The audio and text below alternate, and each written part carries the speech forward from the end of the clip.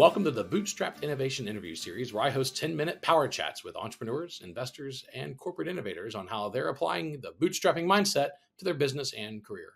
Today's guest is Heather Margolis, who is Senior Vice President of Marketing at 360 Insights. Formerly, Heather was the founder and CEO of Spark Your Channel, creators of a through-channel marketing automation platform, and founder and chairperson of Channel Maven Consulting, a strategic channel marketing agency. Both companies were acquired by 360 Insights in November of 2021. Heather is a recognized channel marketing expert and sought-after keynote speaker to a variety of audiences about entrepreneurship, building a service-based business, B2B strategy, B2B marketing, and channel marketing, all of which are topics I'm particularly passionate about since I have spent 22 years running a B2B software company. So we're going to have all kinds of fun talking about that. Heather, welcome and thank you for being here. Wow, I think we just ate up all of the 10 minutes in my bio. Right? So thanks for having me. It's great to see everyone. Have a great day. Yes, exactly. Just 30 seconds. Let's actually move on to the questions. Exactly. It's been awesome. So before your current role at 360 Insights, you were an entrepreneur who built and sold two businesses to 360 Insights, no less. Why was it important for you to bootstrap your business? It was a necessity. I mean, I was recently out of grad school. I was living a little hand to mouth. And I always knew I wanted to start something. But in early 2009, I got laid off like so many people. And I remember walking out with a huge smile on my face and knowing that I wasn't going to interview. This is my opportunity to start something. So we sold our house, we sold one of our two cars, and I went to the Apple store and spent half of my checking account on a Mac and just started working and networking and super necessary. And then as we grew, it was also necessary. I used to say that I was slightly schizophrenic because I'd always say we, even though it was just like me on different email, like I was sales at Channel Maven Consulting and Heather at Channel Maven Consulting and info at Channel Maven Consulting. But we sound so much better, doesn't it? Yes. It implies that. Yeah, I said we for a whole year before I had a team, so I totally understand. Yes, exactly. Yeah. So what were some of the biggest lessons you learned on the positive side? Let's talk about positive lessons about bootstrapping your business. Well, I think it certainly gives you the appreciation for what you've accomplished once you get to a point where you don't have to bootstrap. It ensures that you see all aspects of your business. And it also helps you network. I mean, there were a lot of times that I would do favors for people who could then do a favor for me. Like, I have no graphic design ability, but I am a pretty decent writer. So I remember pairing up with a graphic designer who could do some work for me and I could do some writing work for them. So it gets you deeper into the business. And it just makes you appreciate that much more when you don't have to do someone else, like writing for a cereal company that I know nothing about because he was a graphic designer and could help me out.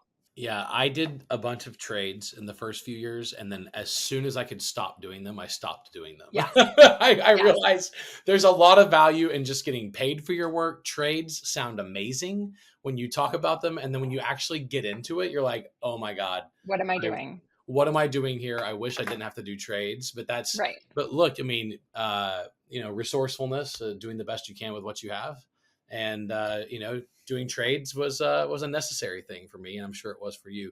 What on the negative side, what were some of the negative lessons from bootstrapping? What really was super painful or just went sideways? If they're not truly an employee or someone who has respect for exactly what you're doing, you're going to nightmare of HR issue after HR issue. I can't tell you how many times I was expecting a deliverable from someone that I could hand over to the client. And the night before it was due, they would say, I haven't gotten around to it. And I would be checking in with them and they would say, yeah, it's going great. It's going great. And then they would send me nothing. So I would be up all night, and I am not a night person. I am definitely a morning person. Just working on the project that they had a month to complete and never hit their milestones. So I think HR was probably the biggest challenge around bootstrapping. I also think eating out. I'm a foodie. I enjoy eating out. So eating ramen noodles over and over again in your early 30s. Like I did that. I don't want to do this again. But I think you appreciate it that much more when you work for it. I agree. I'm a hardcore foodie, and I went from interning at one of the largest consulting firms in the world and having expense budgets to, cooking mac and cheese in my apartment, that phase for me lasted 7 years, and it's pretty tough. Yeah, that's So intense. let's talk about your transition to being an employee, Yep. and how is having a bootstrapping mindset? It's super helpful. We are a very sales driven organization. So I come in and I'm like, marketing is everything. And they're like, no, it isn't. Sit down. After being the boss for so long and being able to decide what we spent money on. So I would say our budget is very much a bootstrap budget. But we get super creative. Like if we are going to an event, we just came from Forrester Summit, right in your beautiful Austin. And we had a smaller booth, but we had a huge presence because we brought a lot more people and we made sure we were at all the parties because that's where conversations are happening. We made sure that we were in all of the different sessions. So we're really good at feet on the street and not spending a ton of money. If something's not working, we change course and try something else. Yeah, funded companies often blow their entire budget on marketing, and they blow it on silly things like NASCAR sponsorships and giant Yeah. event sponsorships that have questionable value, questionable conversions when they could be doing a lot of very direct conversion spending.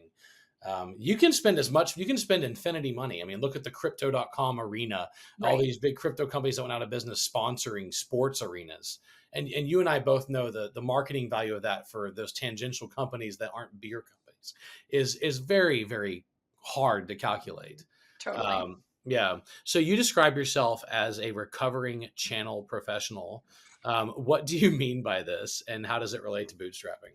Early in my career, before starting Channel Maven, I worked as a channel marketing manager, which is a role that I then spent 14 years selling into. And it's just very, it's a lot of, hey, can I get a, oh, no, okay, thanks.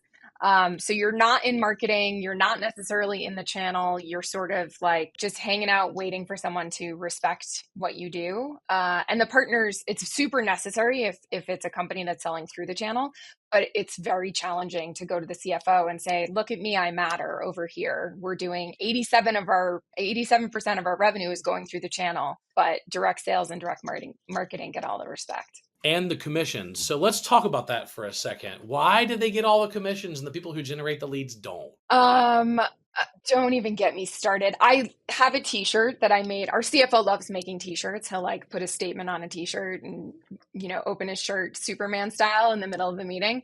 So I had a t-shirt made that said MQLs don't matter. And then on the back, it says, do we swear on this podcast? But marketing sure as does. And he appreciated that very much. I think it was more the fact that I just made a t-shirt. It's all working together, right? Yeah, it's a sticky point. I adopted a sales process where everybody is on the same type of comp plan, all of them, everybody, and everybody is on similar comp plans because they all contribute. Awesome. They all contribute equally, and so you have to recognize that. So, last question: what's your best advice for other entrepreneurs who want to be like you and get acquired and build businesses and are getting started and aren't sure whether bootstrapping is the right approach for them? The best advice if you want to get acquired is don't try to get acquired. I had no intention of getting acquired when I started my agency.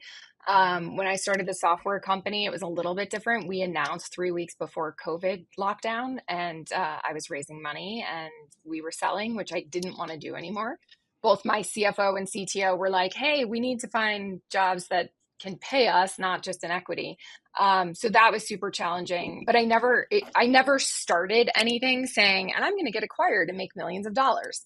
So I think that you need to be heads down and passionate about what it is that you're doing before you can even think about getting acquired. Excellent advice, and similar to the advice I give.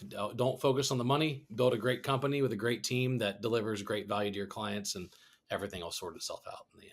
Exactly. So thank you for joining us, Heather. Really appreciate it. Best of luck and look forward to following your journey on social. Thank you.